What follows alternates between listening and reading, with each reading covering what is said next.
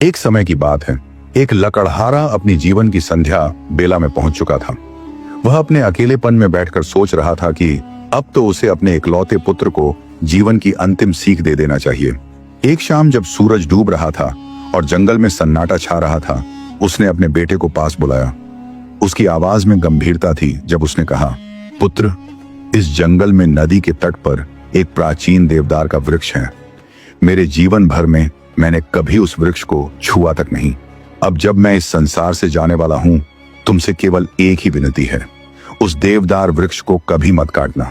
चाहे तुम पूरे जंगल के वृक्ष काट डालो, पर उस एक वृक्ष को कुल्हाड़ी का एक भी वार न लगने देना। यह कहकर वह बूढ़ा लकड़हारा शांति से अपनी आंखें मूंद कर सदा के लिए सो गया। समय बीतता गया। एक दिन वह युवक अपने घोड़े पर सवार होकर जंगल की ओर चल पड़ा। लकड़ियां काटते काटते अचानक उसकी नजर उसी विशाल देवदार के वृक्ष पर पड़ी। वह उसे एक तक देखता रहा। मन में विचार आया, इस वृक्ष में ऐसा क्या विशेष है? क्यों पिताजी ने इसके बारे में ऐसी अजीब बात कही थी? उसके मन में जिज्ञासा हुई, आखिर क्यों ना इसे काट कर देखा जाए। वीडियो में आगे बढ़ने से पहले वीडियो को एक लाइक करके अपना प्यार दिखाए। आपके एक लाइक से हमें बहुत मोटिवेशन मिलता है। ये सोचकर उसने अपनी कुल्हाड़ी उठाई और जोरदार वार किया।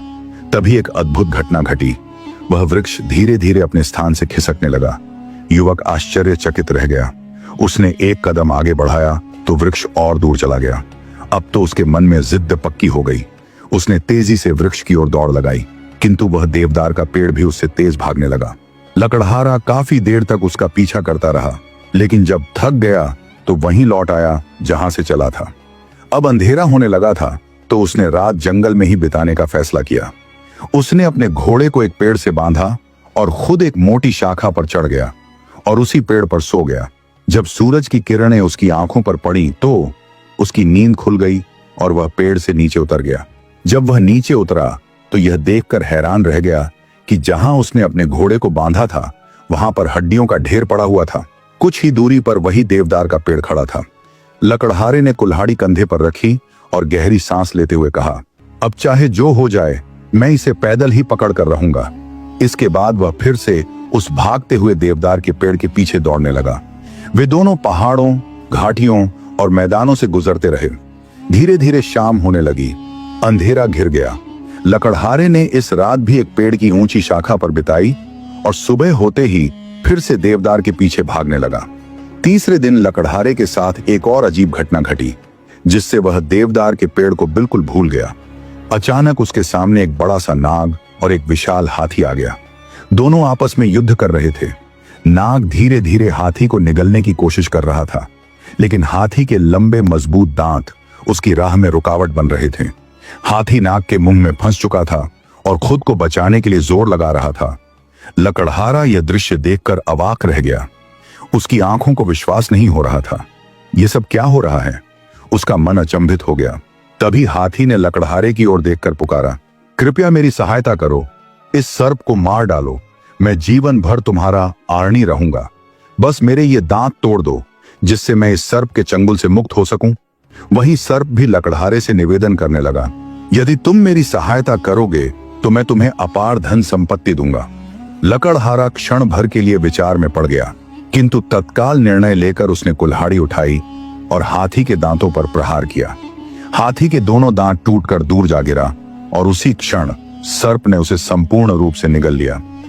तत्पश्चात सर्प ने संतुष्ट भाव से लकड़हारे की ओर देखते हुए कहा, मैं तुम्हें इस सहायता के बदले महान पुरस्कार दूंगा। इसके उपरांत सर्प और लकड़हारा साथ साथ यात्रा करने लगे। वे वार्तालाप करते हुए आगे बढ़ते रहे। कुछ समय पश्चात मार्ग में एक नदी आई। सर्प ने लकड़हारे से कहा, तुम यहीं मेरी प्रतीक्षा करो, मैं इस नदी में स्नान कर तरोताजा हो आऊंगा। यदि इस समय कुछ विचित्र घटित हो तो भयभीत मत होना। यह कहकर सर्प जल में समा गया।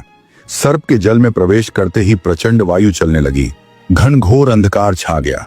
आकाश में बिजली इतनी तेजी से चमकने लगी मानो वह विदीर्ण हो जाएगा। घनघोर बादल परस्पर टकराकर भीषण गर्जना करने लगे।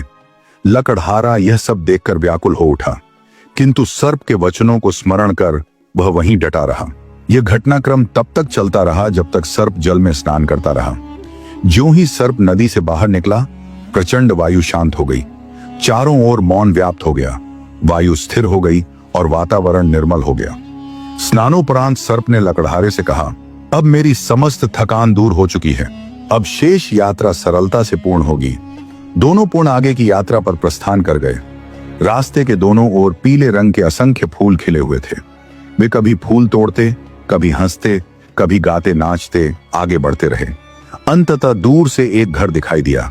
नाग ने लकड़हारे से कहा, यह मेरी माताजी का निवास स्थान है।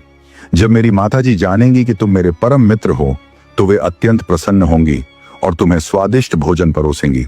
लकड़हारे ने मुस्कुराते हुए कहा, यदि कुछ भोजन मिल जाए तो इससे अच्छी बात और क्या होगी।